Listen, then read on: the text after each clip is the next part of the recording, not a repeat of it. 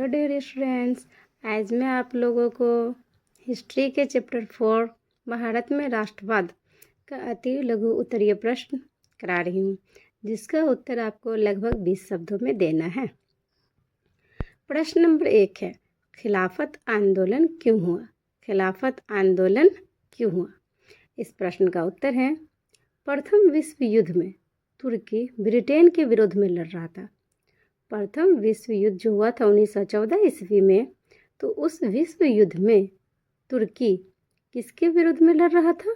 Britain के। तो प्रथम विश्व युद्ध में तुर्की ब्रिटेन के विरुद्ध में लड़ रहा था, जिसमें उसकी करारी हार हुई, मतलब बहुत बुरी हार हुई। प्रथम विश्व युद्ध में तुर्की ब्रिटेन के विरुद्ध में लड़ रहा था, तो उसमें उसकी क्या हुई? करारी हार हुई, बहुत बुरी हार हुई। ब्रिटेन ने उसके साम्राज्य उस्मानिया साम्राज्य का विखंडन कर दिया। ब्रिटेन ने क्या किया था? उसका जो साम्राज्य था, जिसका नाम था उस्मानिया साम्राज्य, क्या नाम था तुर्की के साम्राज्य का नाम?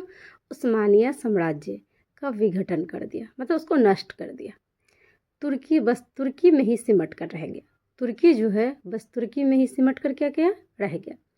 मुस्लिम जगत को यह नागवार लगा, मुस्लिम जगत के लोगों को यह बहुत बुरा लगा, नागवार लगा, क्योंकि तुर्की का खलीफा मुस्लिम विश्व का धर्मगुरु था।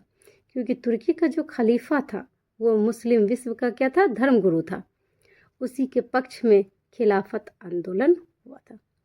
तो खिलाफत आंदोलन समझ में आया प्यारे बच्चों कि खिलाफत आंदोलन कब हुआ, क्यों हुआ? प्रथम विश्व युद्ध में तुर्की ब्रिटेन के विरुद्ध में लड़ रहा था, जिसमें उसकी करारी हार हुई। ब्रिटेन ने उसके साम्राज्य उस्मानिया साम्राज्य का विघटन कर दिया। तुर्की बस तुर्की में ही सिमट कर रह गया। मुस्लिम जगत को यह नागवार लगा, क्योंकि तुर्की का खलीफा मुस्लिम विश्व का धर्मगुरु था। उसी के पक्ष में खिलाफत आंदोलन हुआ। नेक्स्ट प्रश्न की तरफ आते हैं। प्रश्न नंबर 2, रॉल्ट एक्ट से आप क्या समझते हैं? रॉल्ट एक्ट से आप क्या समझते हैं? तो इस प्रश्न का उत्तर है, भारत में अंग्रेजी शासन के विरुद्ध में बढ़ रहे असंतोष को दबाने के लिए लॉर्ड चेम्सफोर्ड ने सिडनी रॉल्ट की अध्यक्षता में एक समिति नियुक्त की। भारत में अंग्रेजी शासन के विरोध में बढ़ रहे असंतोष को दबाने के लिए क्या हुआ था? भारत के लोग अंग्रेजी शासन से क्या था? और अंग्रेजों से नाखुश थे, असंतोष थे। तो इस असंतोष को दबाने के लिए लॉर्ड चेम्सफोर्ड ने सिडनी रॉल्ट एक्ट की अध्यक्षता में एक समिति नियुक्त की। समिति ने निरोधात्मक एवं दंडात्मक विधेयक लाने का सुझाव दिया। निरोधात्मक और दंडात्मक, इसके आधार पर जो विधेयक पारित हुआ उसी को रॉल्ट एक्ट कहा गया। यह एक बड़ा क्रूर था। यह कैसा था? बड़ा क्रूर, अत्याचारी था, जिसका देश भर में विरोध हुआ। तो प्यारे बच्चों, ये तो बुक की भाषा है, इसको हम अपने शब्दों में बताते हैं और आपको भी अपने शब्दों में ही लिख करके आना है। तो रॉल्ट एक्ट अगर आपको पूछे तो बताना कि रॉल्ट एक्ट सबसे पहले हुआ कब था? तो 1919 ईस्वी में। रॉल्ट एक्ट कब हुआ था? 1919 ईस्वी में। रॉल्ट एक्ट जो था यह एक ऐसा कानून बनाया गया था कि जिसमें किसी पे संदेह होने पे, मतलब डाउट होने पे, किसी पे भी डाउट होता था तो उसको बंदी बना लिया जाता था और उसके ऊपर बहुत अत्याचार किया जाता था। किसी पे थोड़ा सा भी संदेह हुआ, बस उसे क्या किया जाता था? उसे जो है अपने गिरफ्त में ले लिया जाता था और उसके ऊपर बहुत अत्याचार किया जाता था। लोगों ने इसका विरोध किया, लेकिन कोई सुनवाई नहीं हुई।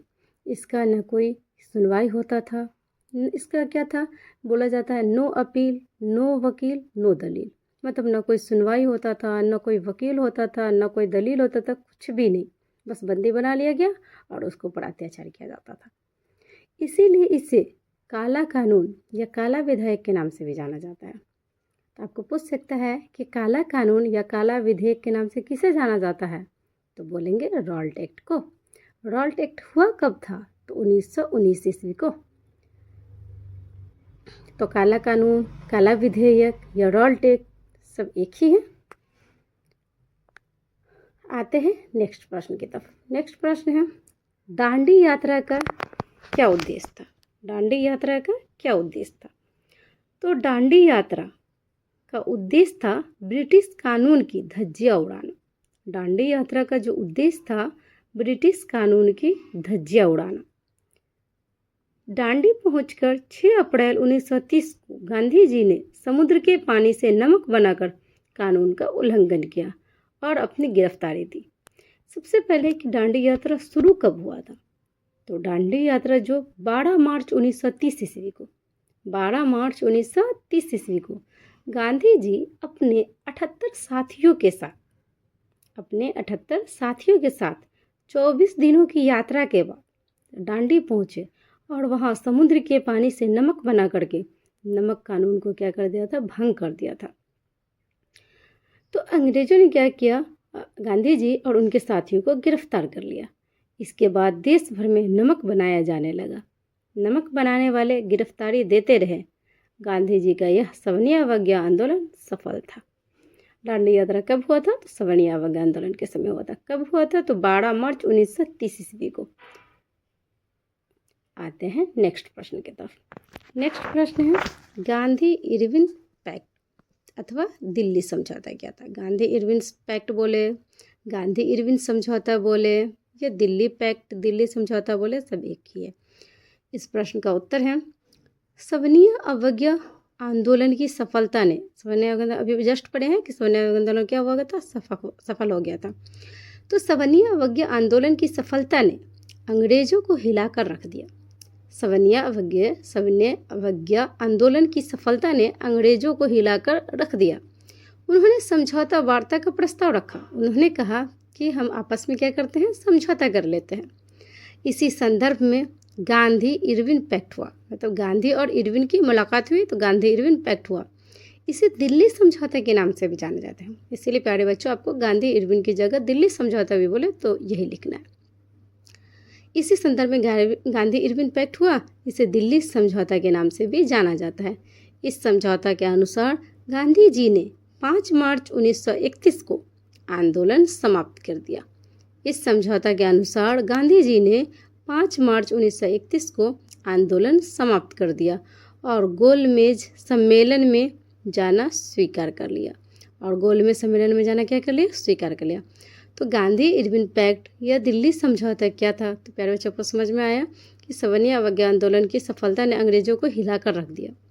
उन्होंने समझौता वार्ता का प्रस्ताव रखा। इसी संदर्भ में गांधी इरविन पैक्ट हुआ। इसे दिल्ली समझौता के नाम से भी जाना जाता है। इस समझौता के अनुसार गांधी जी ने 5 मार्च 1931 को आंदोलन समाप्त कर दिया और गोलमेज सम्मेलन में जाना स्वीकार कर लिया। तो प्यारे बच्चों, आप लोग बताएंगे गांधी इरविन समझौता कब हुआ था।